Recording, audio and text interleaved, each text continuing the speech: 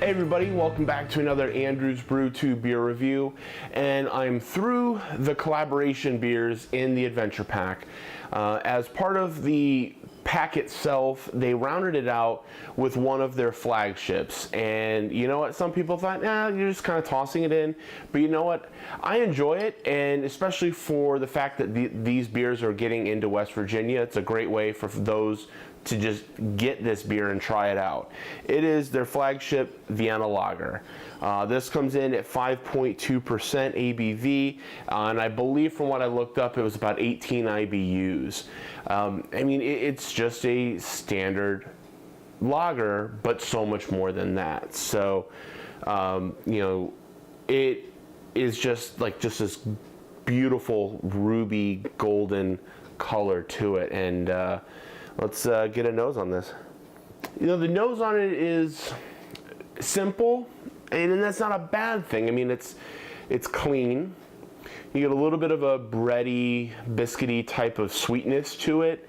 Nothing really in the way of hops, but I mean, for something that's, you know, this type of a beer, you don't necessarily expect a big hop, you know, presence, especially when it's trying to be something a little bit, you know, sweeter in a sense. So it definitely is, it's definitely not off-putting at all. It's just very simple, and it is what it is.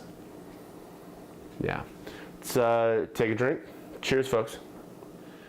This makes no bones about it. It is a sweet, very clean, very easy to drink beer.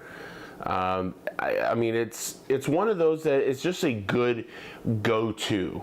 If you want to get some beer that can pretty much go with about anything, and also be, you know, approachable enough for, you know, most people who typically are drinking BMC beers, this is definitely something to have them try and say, you know what, here's something that's a little bit more elevated than your standard, you know, adjunct fizzy yellow beer, as they like to call it. This definitely brings some added complexity, but it's still that very clean, that lager yeast, it just cleans the palate, but you've got a great sweetness, some like caramel, toffee kind of notes to it. A little bit of like an earthy hop bit in the back end, but I mean, so subtle, which you would expect.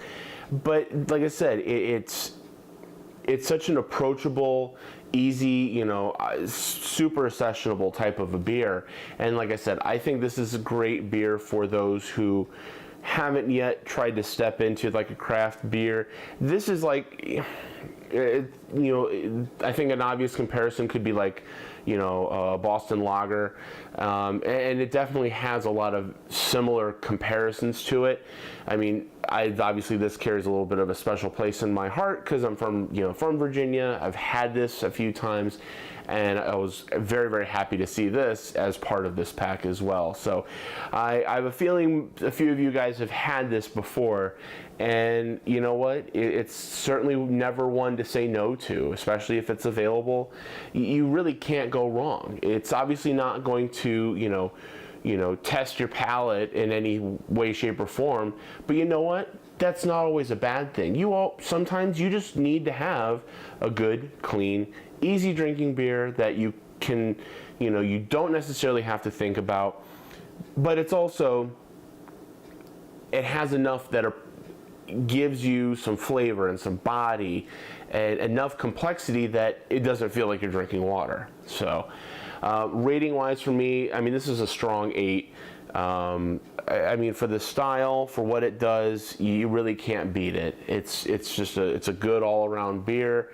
I you know, suggest you guys certainly try this out, and if you have, let me know what you think of it, and I will see you guys in the next review. Cheers, folks.